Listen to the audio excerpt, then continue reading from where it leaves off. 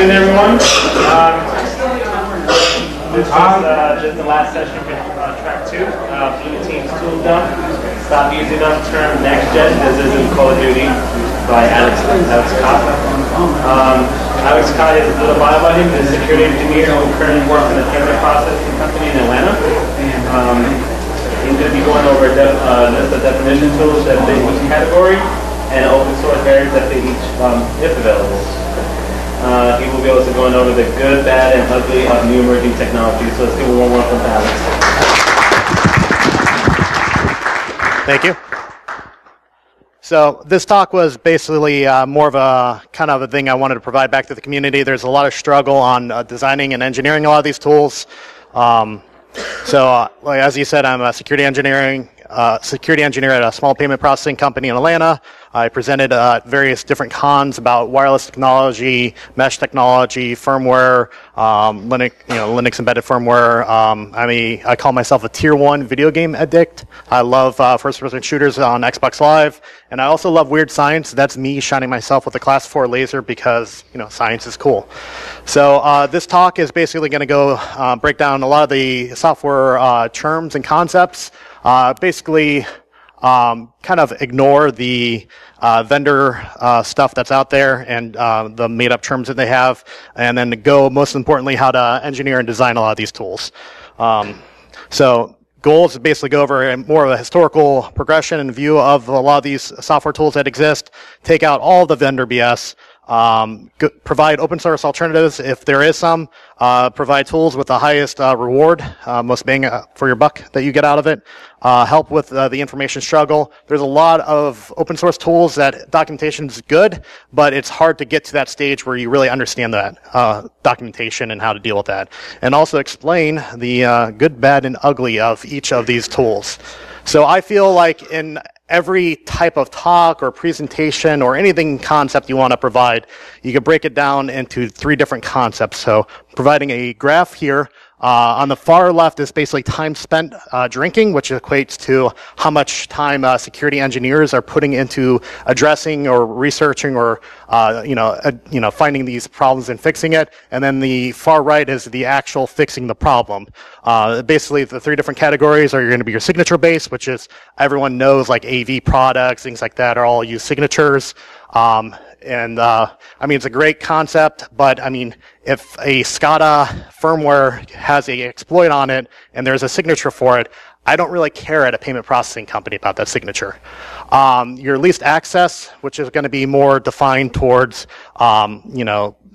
user permissions. I also want to touch on the application side, which I think a lot of information security engineers are not really going that deep into. And then behavior-based, which is more geared towards, my definition is, what is your infrastructure, how can you define it, and look at something kind of outside that normal behavior. And this is really good, worthwhile. So you can see each one of these are represented by, and it's not to scale, probably signature is like 90%, but each one of these are represented by some type of alcoholic beverage you find at a bar. So that's my bar graph. Thank you. So that's kind of the theme for a lot of this. I'm going to go talk over some type of tool that exists, and then I'm going to kind of ask, what type of thing is it? So, who has a SIEM or deals with a SIEM? Okay. Would you classify that a signature-based, behavior-based, or least access? For us, signature and behavior. All right. Cool. Good. So SIEM is basically kind of, the definition is a security information and event management. It's basically a way to take all of your log sources from different applications or different products and put it in one central source and create rules off of it, so you could create alerts or custom panels and information to provide you security context. So I'm going to break that also down in 3 different concepts. So the first concept is internal sources, which is basically what type of logs you're going to digest. So obviously when you're deploying a SIEM, it's a lot of effort involved with it. You want to start looking at all the operating system logs, such as, temp, or sorry, Verilog, btemp, or wtemp, or securities, the actual applications or the login sessions with that, event logs for Windows, application logs such as Apache logs, somebody's getting a 400 or a 404 on a website, transaction logs on your DB, network logs. So if you have your brand name variant of that firewall, how to take those syslogs and ship it into that device. You can also do things like Bro, which I'll be talking about later. Application or appliance logs. So there's a lot of these black box devices. So like your SAN device or some type of out-of-band management device, and you're able to take those logs in there. And then the other thing is too, a lot of these SIEM products will allow you to digest like vendor management or vulnerability management and policy compliance tools. So you'll have a central pane of glass of what type of incidents, what type of vulnerabilities may exist in your infrastructure, and you kind of report off of that. So the second part to it is your outside external information, such as your threat feeds, which is your threat intelligence. It's not really sophisticated. It's just a bunch of security researchers that spend time on, are these IP addresses known for doing bad stuff? Do these DNS names exist because they're some type of spam candidate or malware component to it? Are these files or tools known for malicious purposes, and can we put signatures and hashes based off of that? So that's what the external context that goes into your SIEM that you could get information off of, and then you could also provide like external things like what event logs or bad things that you want to expect to alert on. And then you could do custom alerts. So that's the thing that you would work on when you're designing your SIEM. So, cool concept is like VPN distance. So if somebody logs into San Francisco into the VPN and 10 minutes later you see that another geo IP of New York log in, well, there's no way that somebody could go from San Francisco to New York in 10 minutes, so kick off an alert. If there's an RDP access from an outside IP, IP that it's an internal device only, you create an alert off of that and then talk to your firewall people.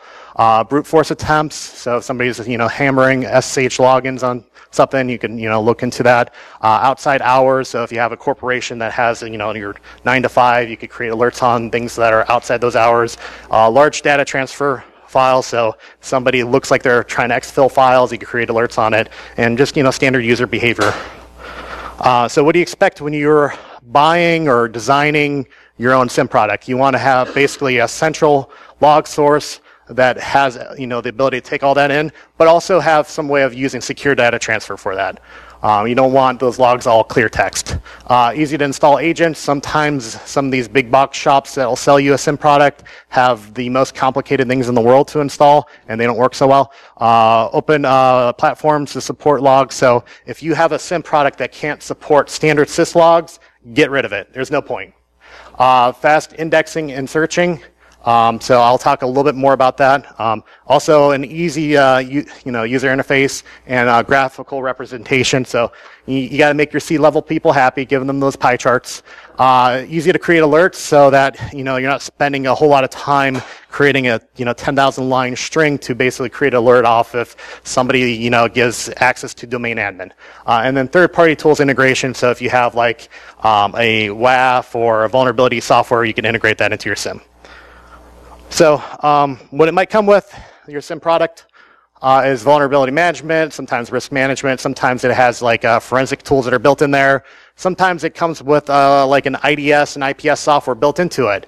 A lot of these people will try to sell you this one-stop type of solution that includes the SIEM, and I don't think that's an ideal thing to have one vendor take all of your security context, because you want to have different eyes looking at it. And then also, especially with those big box vendors, you get a pretty empty wallet and crappy support. So I'm going to talk about the old and new way of the SIEM products. So there's and I swear if like Gartner coins next gen SIEM, I'm probably going to like show up to their office, use a bathroom and not flush the toilet or something like that. But there's three things that I find in a lot of these newer SIEMs that provide really great information that makes things a lot better overall. First is threat feed integration. So you could have like open source platforms. There's like probably like 4 really good ones out there that you could download that from. And you could take the time and effort that a lot of open source researchers provide and integrate it into your SIEM. So if you see that information, you could alert on it instantly. Less black box. I know it sounds weird, but there's a lot of these black box solutions for these SIEM products that they don't even know, these companies. They purchased something a long time ago that the developers are all gone at that point. So there's some SIEM products are full open source, so you could, if you have a question on how it works, you look at the source code, and then also use the usage of inverted index search engines instead of your standard relational database management systems. And I'll dive into that in a second. It's a kind of a cool concept that I haven't heard anybody ever talk about. So your standard database system, your SQL database, this is just an example I took from Apache Lucene, which started the whole concept of your inverted index and how much more efficient it is. And granted, this is all about engineering. SQL databases are still ideal for like a transactional. It's all base case scenario, but when you're dealing with a SIEM product, you want something that has a search engine. So in the statement, this example has two statements in there. The quick brown fox jumped over the lazy dog. Quick brown foxes leap over lazy dog or dogs in summer. The sentence makes no sense, but I'll explain in a second why this is part of that concept. So the first line is 9 words, 45 characters. Second line is 8 words, 48 characters. So just keep that in mind, that those two sentences exist, and the standard type of SQL database is going to basically put in all that information all separately. So your basically inverted index has a indexer inside of your infrastructure that takes in your event logs, and then it basically does some type of indexing, and in that indexing it puts in 2 different docs.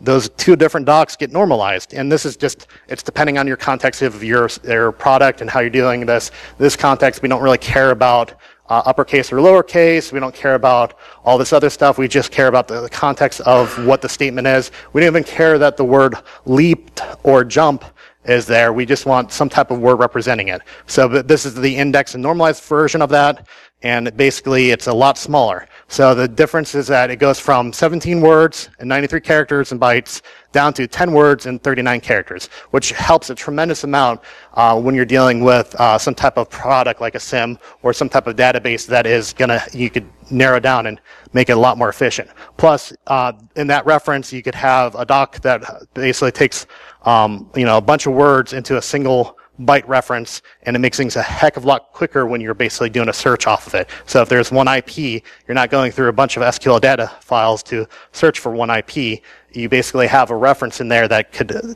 say, okay, this IP exists here, and here's the context that's around that. So why is this important? You guys probably can't read this at all, but this is a Windows event log. And it's actually, there's even more to this Windows event log. So all this information basically says that somebody successfully logged into my network. Why do I need all this information? And that's why I believe that these newer SIEM products that have the inverted index are just way more efficient and overall, takes down a lot of resources and time when you're trying to actually, look into the incident. So the next category. So I'm going to go through a bunch of different tools, explain them so that people have more of a concept. And this is the most basic one in the world. So who wants to guess what category is AV? Come on, anybody? Signatures, thank you. It's simple. So the pretty much started in 1987. Rumors have it somebody made a virus to make an antivirus software. I think that's all BS. Early heuristics started in 1991. Modern day heuristics started in late 90s, probably early 2000s, and I'll explain that in a second. And then your next gen AV, is signatureless, 2014. So the concept, the easiest concept to understand, and this is the most basic you could do with an antivirus software, and I'm going to talk about hashes, not the stuff on top, not the delicious hash browns right there, but a mathematical compute function. So you have basically a file, and that file does like an MD5 checksum, which is just some hashing function, and then outputs a hash, a small list of characters, so you don't have to have a large file.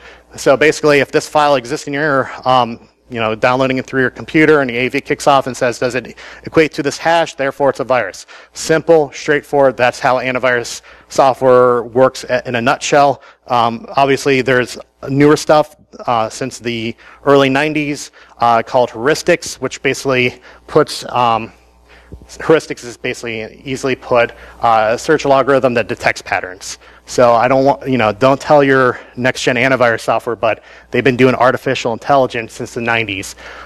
So this looks into when the program's executed, it looks into the data segment, static variables, the heap and stack, what type of compiler is used, functions of that actual program, and then it uses things like regex to search through that program itself or the things in the memory, and it does like in-memory pattern matching, and then or what type of processes does this program attach to. So that's the heuristics. That's how antivirus software detects what type of behavior, and this puts in a category, okay, this behavior is normally part of this virus or this exploit campaign.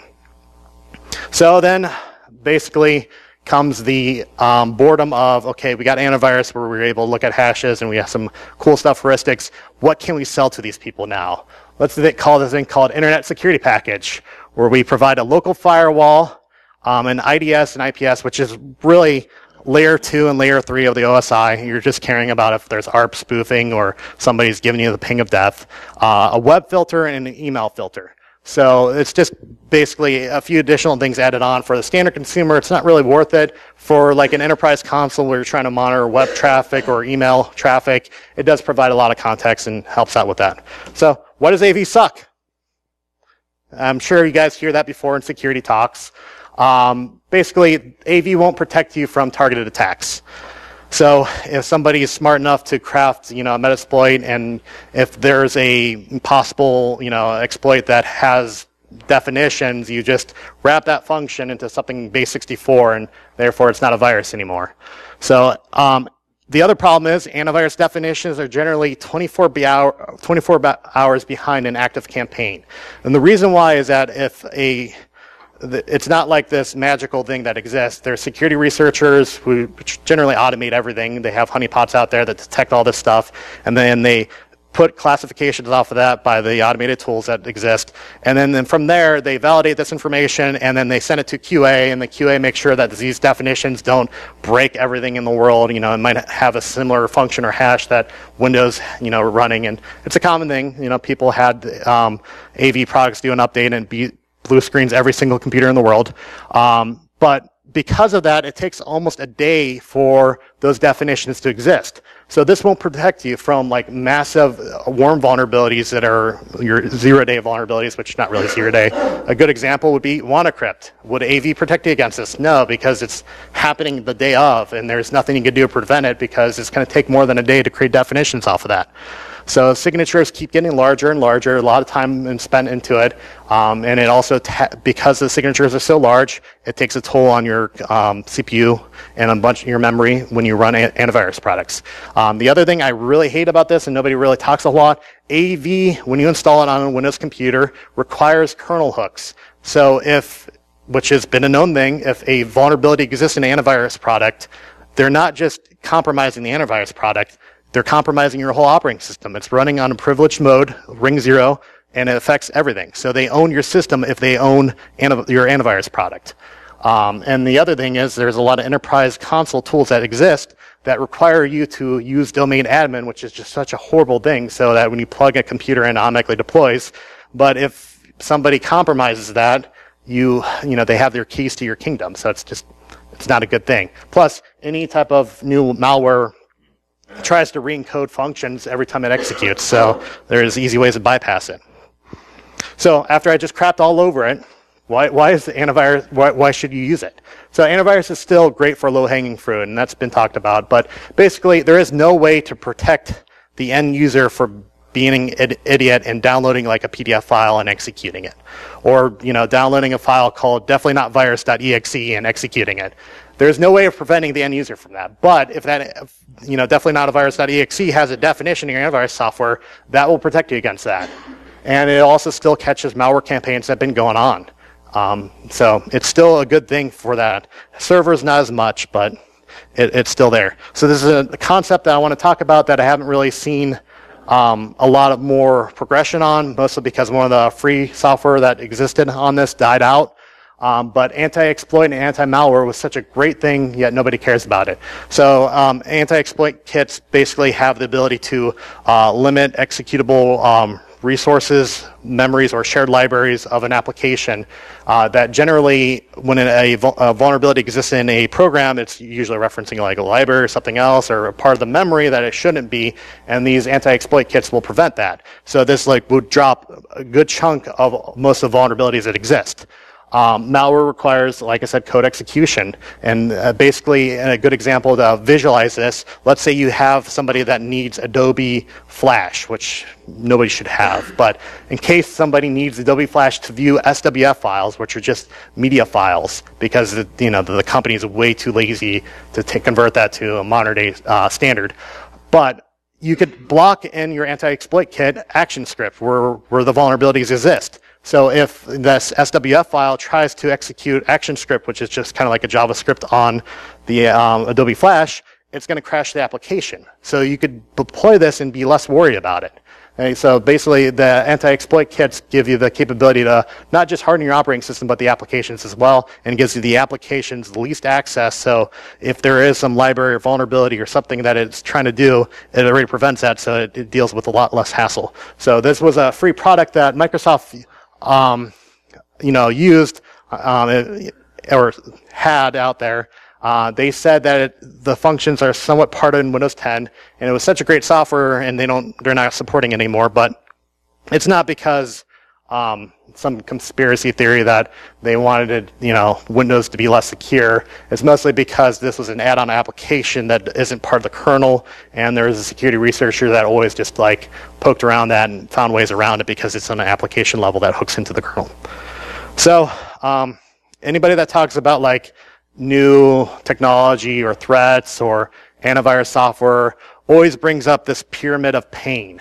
It's like a really cool concept that everyone talks about. I just want to be one of the cool kids. I just want to bring this up on my slide deck. But I don't want to beat a horse to death, so I'm not even going to talk about it. So next is endpoint detection and response. Not the typical ED that you hear on your emails that you get, but EDR is basically your next-gen antivirus software. And you can't really find information about this, what it is, and how it works. So I put on a slide deck and explain it. So basically, EDR is kind of like your SIEM-like portal. So you have the ability to have all of your endpoints connect to a central box, and there you can see what's going on with the actual computer, such as what event logs are happening, what type of things are running in the memory, what programs exist. So it basically gives you the ability to go through an incident and go do some additional threat hunting on per endpoint base. They also provide some cool stuff like AI and machine learning, which is essentially if you install the program, it gives you a software baseline, and then if that baseline goes outside of a normal scope, like let's say somebody installs an additional program, it creates a abnormal check behind that. So that's how they do the AI machine learning. Basically, it also does behavior-based control. So somebody's running Mimikatz in the memory, and that hash is dumped, and then it's also you see that same hash being passed around, and somebody's pivoting to another box. It has some type of behavior on that.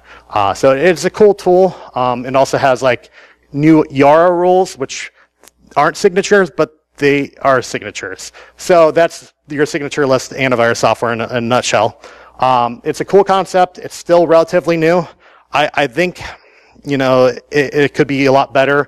A lot of people criticize it because some person compiled a C code called print hello world, sent it to VirusTotal, and that one vendor is like, oh, it's a virus, because that's how machine learning works apparently. So that could be something that's going to be a lot better. But if you have an IDS or an IPS already and a full-on SIEM product, you're already kind of at that stage what this tool could do.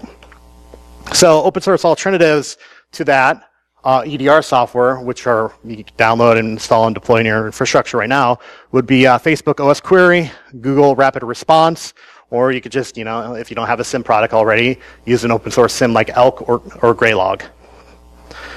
So, all right, let's talk about WAF, Web Application Firewall. So who wants to guess what category that is? I'm going to argue signature. Yep. Yes, it can be behavior, but so I'm the sole security engineer at my company. I don't got time to write WAF rules all the time. I'm not lazy, I just got too much going on, but I'll explain in a few that it could be used for behavior, and it's really something that should be. But basically, Web Application Firewall generally has some type of canned list of rules. So if there's like any SQL injection attempt, it blocks it. LFI, RFI, directory traversal, something like that, it sees that type of behavior, blocks it. And that's all the signatures that you're mentioning. If there's a GET request with a script tag in there, well, somebody's trying to do cross-site scripting, block it. Known campaigns, and I'll actually tell you a little story. So I have a WAF, a cloud-based WAF, and I see WAF alerts on, I think it was like Drupal, maybe WordPress, but something that doesn't affect us because that's how signatures work. They tell you that this person's attacking some platform that you don't have. And it had the hacker's team name in it.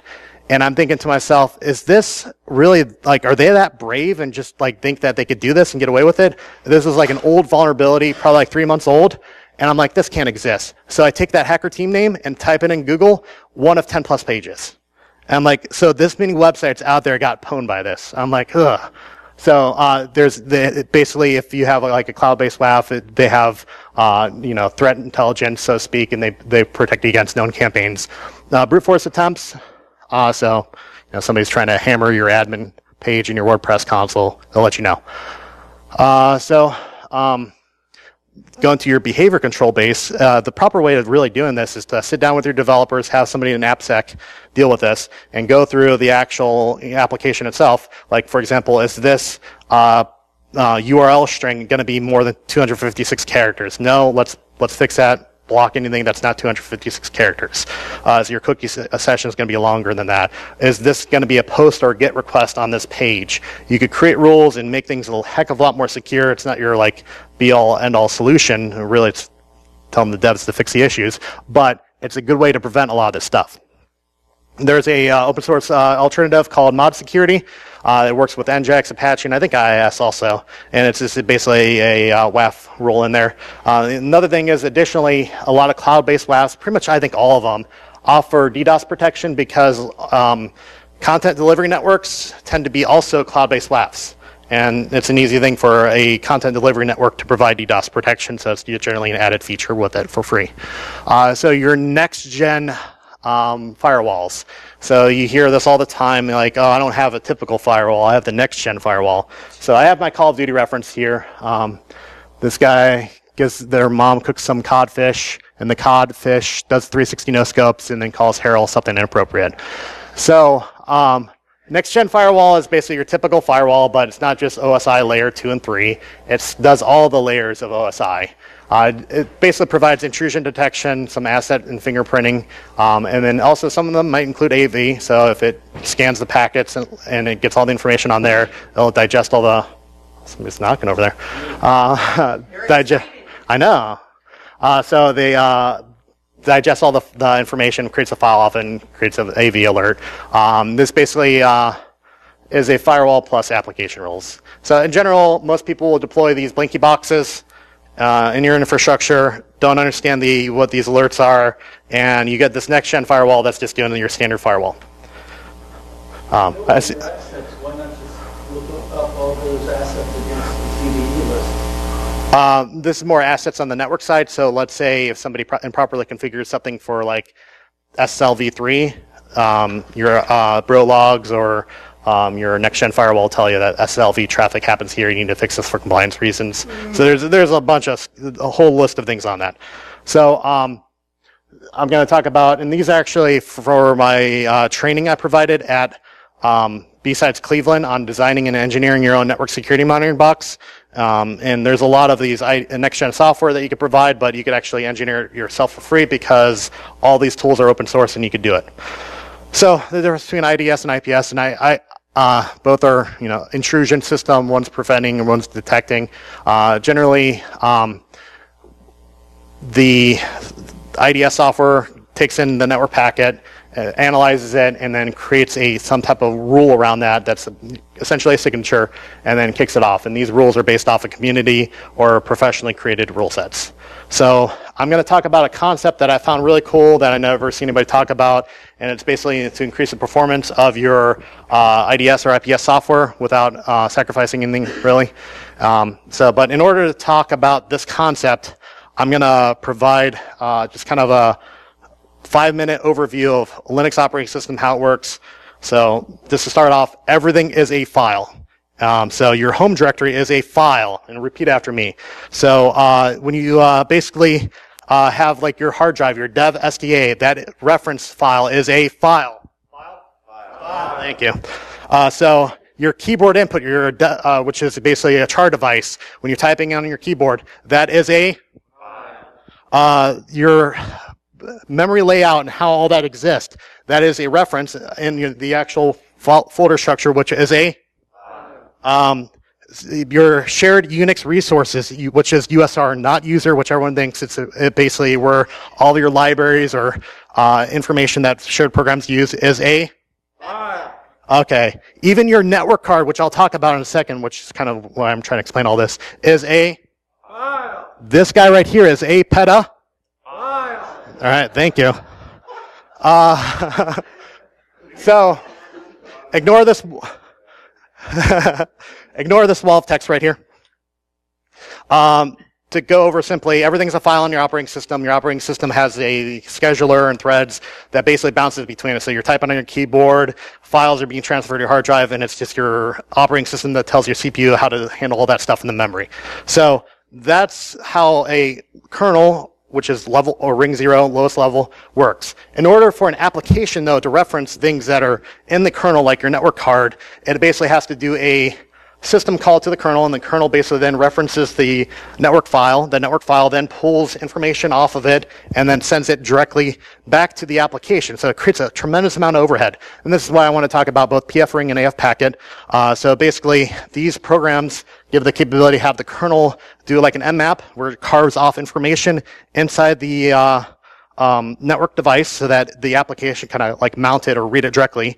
And that gives you generally between a 20 and 40% performance. And I haven't really seen anybody talk about this or do this properly. So, and the other thing is there's a lot of programs like Bro, Sirikata, Molac, if you want full packet capture analysis, all support AF packet.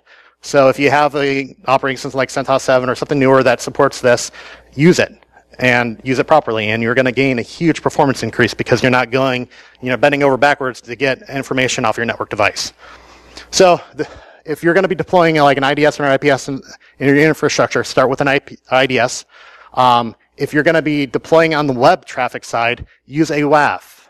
I've actually know a company that paid for a IPS software inside their web layer without SSL termination, so it's just grinding through 99% encrypted data without creating ever alerts on it, and it was an expensive tool. So if you do have an IPS, maintain a small rule set because you don't want to drop traffic or have additional CPU overhead that's going to cause network latency, and then also use which is not really harder to get and more expensive, but a fail-open NIC. So basically these fail-open NICs have the ability that if the kernel crashes or if the OS reboots, something like that happens, it's not going to drop all of your network traffic because you have an IPS that's inline. It's going to basically have a FPGA that's built into that network device, and it sees that it can't get calls back, so go ahead and continue on the network traffic. So Snort is the second-based IDS system. Everyone thinks it's the first one. It's basically the original rule set that everyone bases their signatures off of. Originally was SourceFire, then became Cisco, then Talos rebranded it or Cisco rebranded it to Talos. It has better distro support. There's a lot of packages built into a lot of distros that have this. It has better documentation. And apparently there's a rumor that version 3.0 that came out in beta like 10 years ago and still in beta supports multi-threading. So Sirikata is the newer version of Snort. It's created and funded by the Open Information Security Foundation. It is multi-threaded, so you don't have to worry about version 3.0 ever existing. It does also, which nobody ever talks about, is non-port specific protocol detection. So in your snort.config file, if you want to say there's HTTP traffic, you say port 80 and 443 are assumed to be HTTP traffic, which if I do an SH tunnel out of port 80, it's not going to see that actual network traffic in that sense. So it's not as robust because of that. It also has Lua scripting capability, so it's a full-on programming language to, if there's network traffic, it could XOR out of executables, it could uncompress a file and pull things off of it, and then analyze alerts off of that. It also has built-in IP reputation, which Snort doesn't have, so that it has the ability to base rules off of IPs.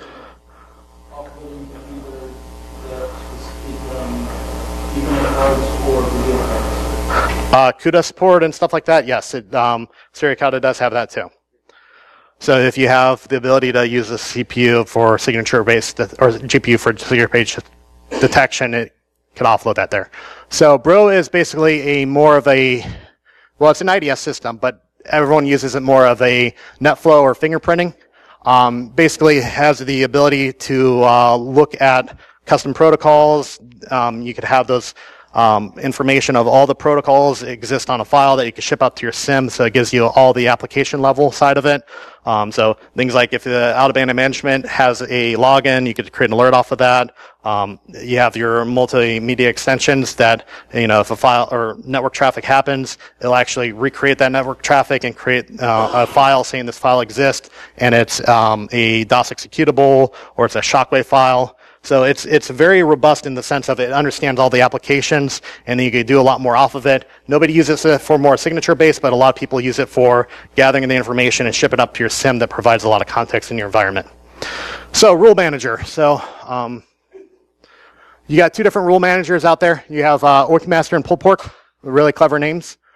So you basically, Oinkmaster is kind of like the older version. Both of these are going to be like rule sets that have the ability to go to these certain, vendors and download the actual signatures, and then creates a kind of config files, which signatures you want to drop, enable, and deal with. Oinkmaster is outdated. Don't use it. Only use Oinkmaster if you have to support legacy tools. Pullpork is the new thing that supports everything. So you got different rule sets. Just to go over this real quick, you basically have Snort Talos, which is a community-driven one. There's also Snort Talos Professional. There's Emerging Threats Professional, which both any pro set is going to be have some type of security researcher behind that, providing you better context, but you're also paying for that stuff. Emerging Threats Open Node GPL, which is basically just their open rules. And then you have also Emerging Threats Open, which contains their open rules plus the original Snort GPL rules, which are going to be more of your layer 2 and layer 3 type of rules, like somebody's doing a ping or spoof. And then also community rule sets, which is really cool because somebody writes a blog article with Emerging Threat rule set, they'll include it into their open rules. So if you have Suricata, they have a lot of really good integration for the emerging threats because they base a lot of the IP information off around that. So and this is more of the behavior-based of your next gen or your IDS and IPS that you could do. So generally in your suricata.yaml or snort.config file, you could go through there and specify, okay, these are going to be the subnet for my HP servers. And you could do individual IPs if you want to. You don't have to do the whole subnet. But if something, like somebody does an SSH tunnel out of your IIS web server, which is running Microsoft Windows, you could create alerts off of it. So you could specify these things in here, and it provides you a lot better context of what would happen in your infrastructure. So when you're actually going through the deploying method of this IDS or IPS software, you're going to get a crap ton of false positives because certain things are kind of normal behavior. If I have a network monitoring software that pings programs all the time and sees it gets a response, you're going to get rules on there basically saying that, oh, somebody's trying to DDoS and ping your stuff when it's just a normal behavior. So you go through there, you want to start with thresholds.config, which basically tells the source IP or destination IP has this signature, and you could kind of narrow it down. Don't be lazy and just drop the whole signature and not deal with it. So next type of tool out there, security software out there, is vulnerability assessment tools. If I would say, if you're going to put money into something that you haven't yet, this is your best bang for your buck. Let's take a gander at somebody that want to guess on the signature, if it's signature-based, behavior-based, or least access for vulnerability assessment tools. Okay, I think it's all the above, and I'll explain in a second. So your vulnerability assessment is kind of your thing that you hear a data breach happen. I'm not going to name the company. We could probably all guess this. From a 3-month-old vulnerability that exists, and now you got free credit monitoring for globally because of this. But it's not because they were attacked by this sophisticated researcher or whatever crafting this vulnerability. They just didn't patch in 3 months. So this is going to be your best bang for your buck. When you're patching it, or deploying it, also do like hardening guidelines you're going to get a lot more out of it too. If you use hardening frameworks like the Center for Information Security, if nobody has ever heard the CIS before, they work with the actual vendors like Microsoft, Red Hat, Cisco, and they say, okay, these are their best ways to harden your application or your program or operating system, whatever it is, and provide me that, and we'll create a template off of that. And a lot of these vulnerability assessment tools that scan your infrastructure will have audit files in there that will scan that and say, okay, are you close enough to this hardening guideline that exists? When you're deploying this, though, scan all the things. I know it may be costly because some of these solutions are per IP based, but it's going to save you a lot more headache in the long run. Use SSH keys. Don't just do password based stuff, or also use agents, because if you have just standard SSH passwords, you just install a box in there, you could steal those creds. For an open source alternative, there's a thing called OpenVAS, but you kind of get what you pay for in this solution.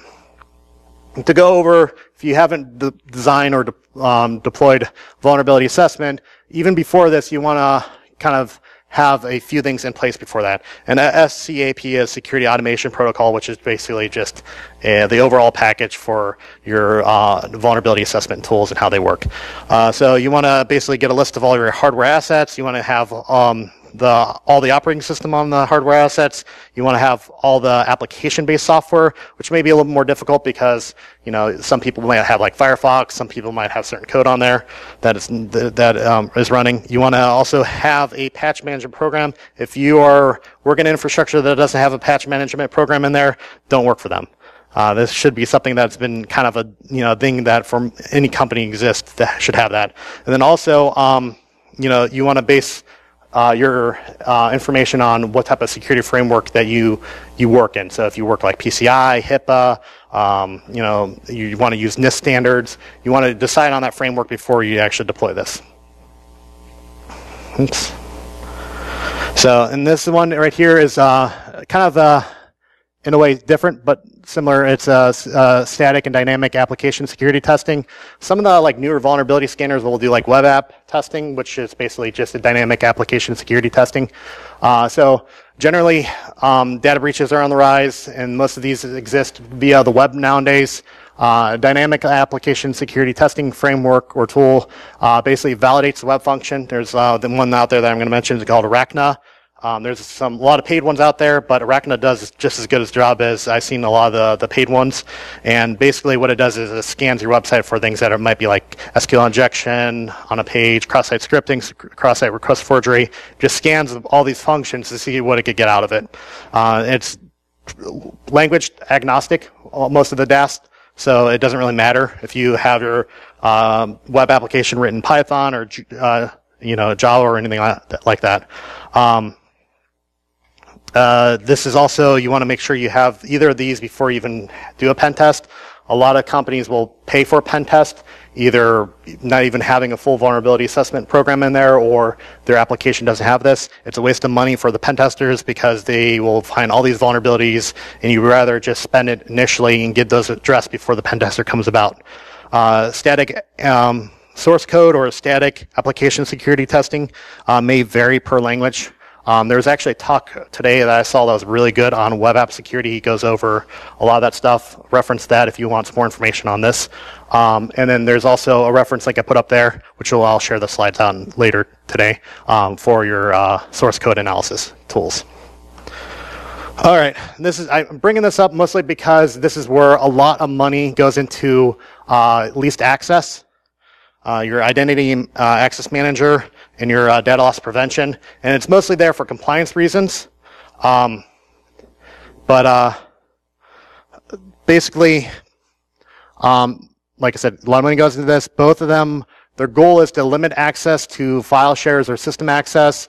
DLP is more towards preventing sensitive information from ever existing on there. So if you have credit card numbers or social security numbers or account routing numbers, you want to limit that from clear text and all that stuff, and that's what a lot of these DLPs will scan or detect on. The interesting thing about identity access management software, they're great tools for pen testers. So if a pen tester pops the domain or the Active Directory, he has the keys to the kingdom at that point. So he owns all your computers. So it's a good thing, and it could also be a bad thing. Obviously, it needs to be there for a lot of reasons.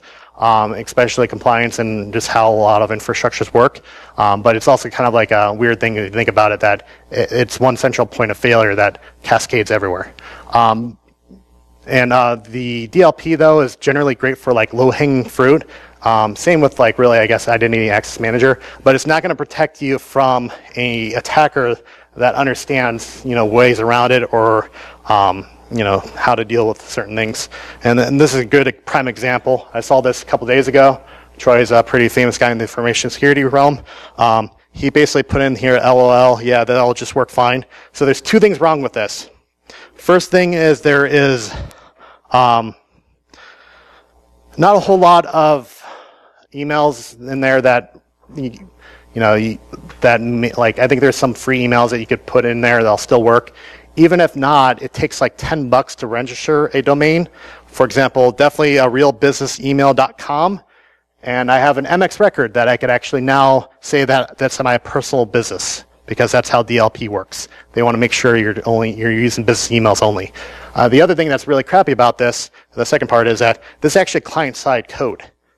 If I want to throw this through an attack proxy, that's all fine and dandy. I'll register a Gmail account. It doesn't matter, because I can intercept that traffic. It's rendered on my client side. So this is the list of security maturity. So if you're trying to make sure your company is good and ready for things, you want to start with full asset discovery, patch management software, vulnerability assessment, then start working into your security framework or system hardening.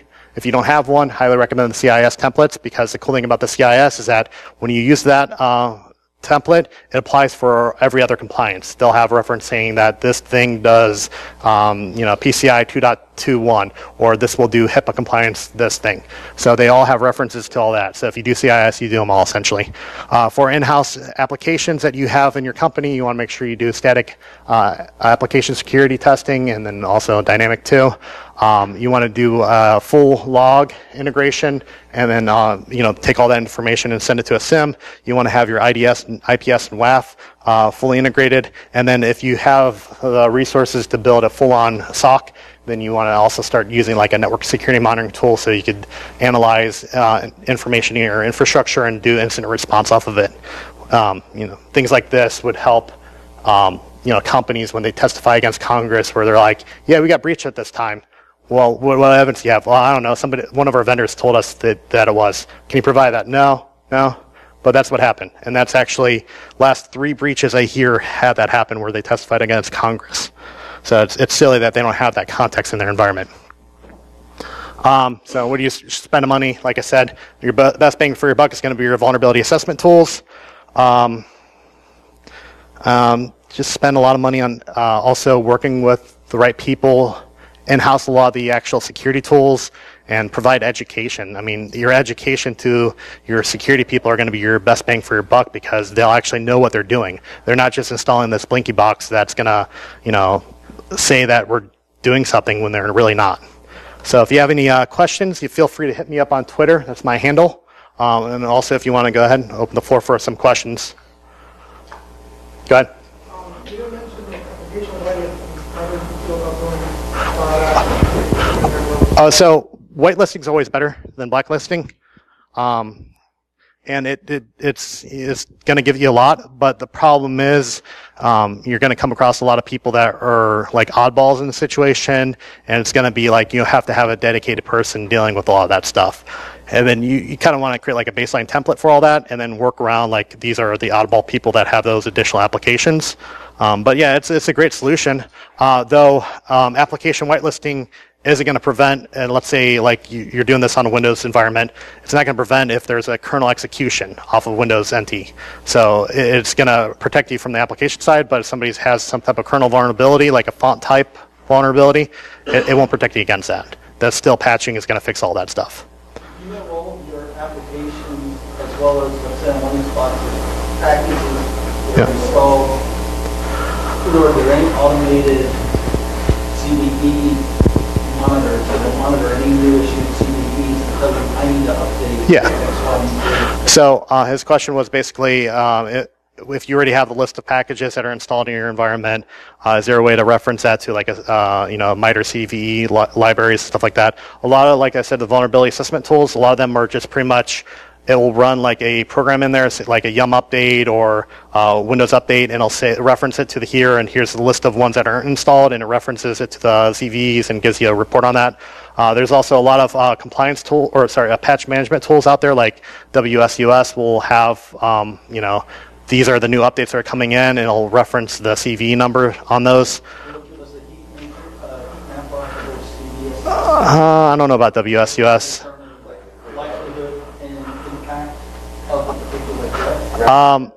Yeah.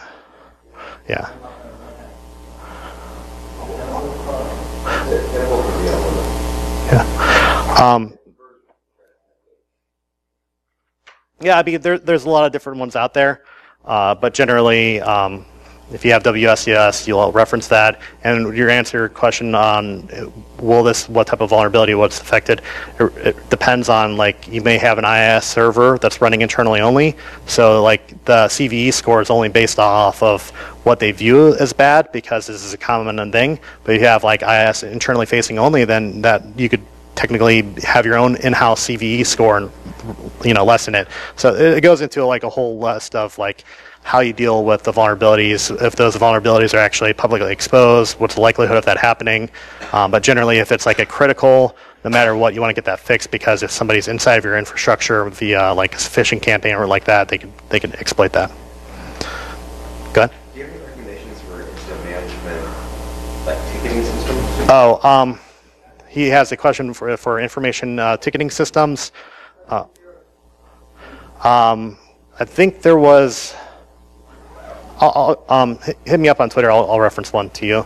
But I think I've seen one. I think it was called the Hive. Yeah, we're looking at that one. I never used it, so I can't give a fair honest opinion. There are a lot of like custom solutions that I see a lot of these MSPs use. They're all based off of ServiceNow, which is just their own custom portal. But it really varies. But yeah, if you try the Hive and you find it successful, let me know too. Have you utilized the MITRE attack framework with Caldera? I have not, but I heard a lot of good things about it. But it seems like I'm a smaller company, so it kind of seems like a little waste to me. But yeah, the attack framework has some really cool, sophisticated stuff on that. But I don't see really like an actual tool that bases off of that. It's just kind of an overall concept. Okay. Well, so there's actual tools that fall back to the component attack. Oh. I wonder if you use that before. No, I haven't. So that's news to me. Okay.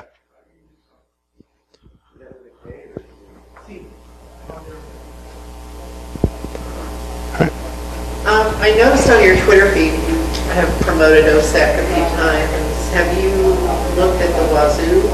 Yeah, I heard a lot of good things about that. Yeah. It really depends, because a lot of times Wazoo kind of does things that some platforms already do on the back end for your SIEM. But yeah, that's a really noted and very good platform that a lot of people use. Yeah, because you mentioned SCAP and everything SIS, and they integrate that very nicely. So. They certainly do. Which SIEM are you, back to your SIEM when you were referencing SIEM tools, which SIEM were you referencing when you talked about inverted indexing? So there's a lot out there. I don't want to be, my goal is never talk about like a vendor. This is BSides. I don't want to talk about like which vendor is better. I talk about the open source tools, but anything that uses Elasticsearch, which is going to be your Elk, SIEM Monster, Graylog, which all use Elasticsearch, all have that capability. And the cool thing about Elasticsearch is it's made by, it has Apache Lucene, which is the foundation that started all that stuff. No problem. All right, any other questions? All right, looks like we got time to go see the keynote now. I'm going to copy of your slide, is that possible? Yeah, I'll post it on Twitter. Okay. And